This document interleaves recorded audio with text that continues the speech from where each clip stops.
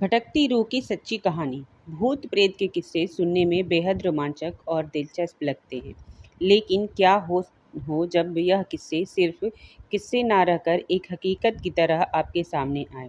आज की युवा पीढ़ी भूत और आत्माओं के बारे में होने पर विश्वास नहीं करती, लेकिन जिस पर आप विश्वास नहीं करते वह असल में है ही नहीं।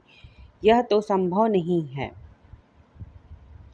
आज हम ऐसे ही भूतहा स्थान से आपका परिचय करवाने जा रहे हैं, जिसके बारे में कहा जाता है कि इसका निर्माण एक स्वयं आत्मा ने किया था। जोधपुर राजस्थान स्थित बावड़ियों के किस्से स्थानीय लोगों के में मशहूर हैं, जहां पानी की कई बावड़ियां हैं, जिसमें से एक के बारे में कहा जाता है कि उसे भूत ने बनवाया था। जोधपुर से लगभग 90 किलोमीटर दूरी पर स्थित रठासी गांव का एक ऐतिहासिक गांव है।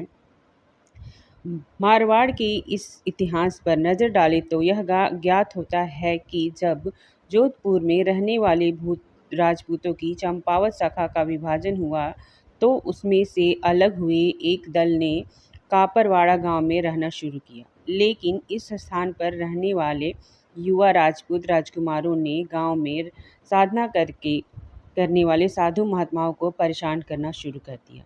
उन राजकुमार से क्रोधित होकर साधुओं ने उन्हें श्राप दिया कि उनके आने वाली पीढ़ी इस गांव में नहीं रह पाएगी। साधुओं के श्राप की बात जब राजकुमार ने अपने घर में बताई, तो सभी भयभीत हो गए और उस गांव को छोड़कर चले गए। इस गांव को छोड़कर वह जिस गांव में रहने के लिए गए, उस गांव का नाम है रठासी गांव। यह जोधपुर में लगभग 90 किलोमीटर की दूरी पर स्थित एक ऐतिहासिक गांव है। इस गांव में एक बावड़ी है, जिसके बारे में कहा जाता है कि वह भूतों के सहयोग से बनी है। अर्थात उस बावड़ी को बनाने में भूत प्रेतों ने गांव वालों की सहायता की थी।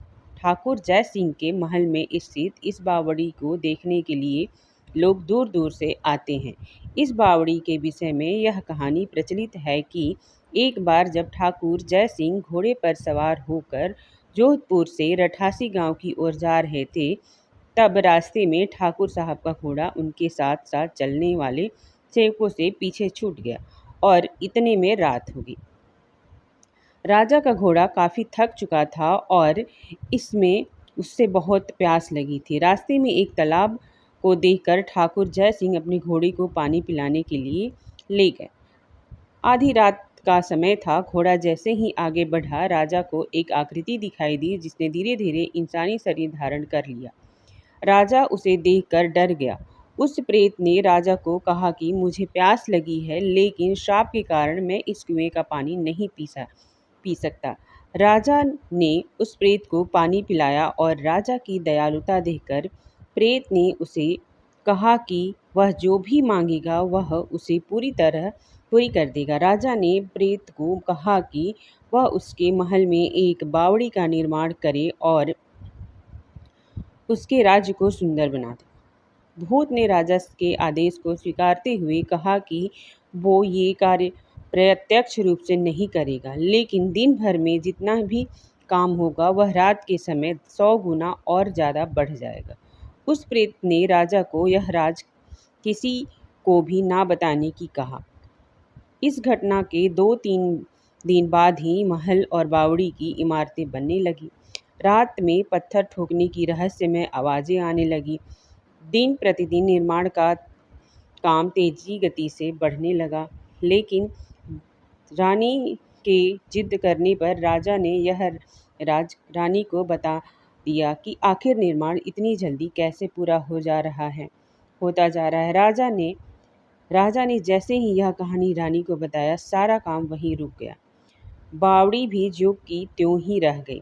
इस घटना के बाद किसी ने भी उस बावड़ी को बनाने की कोशिश नहीं की।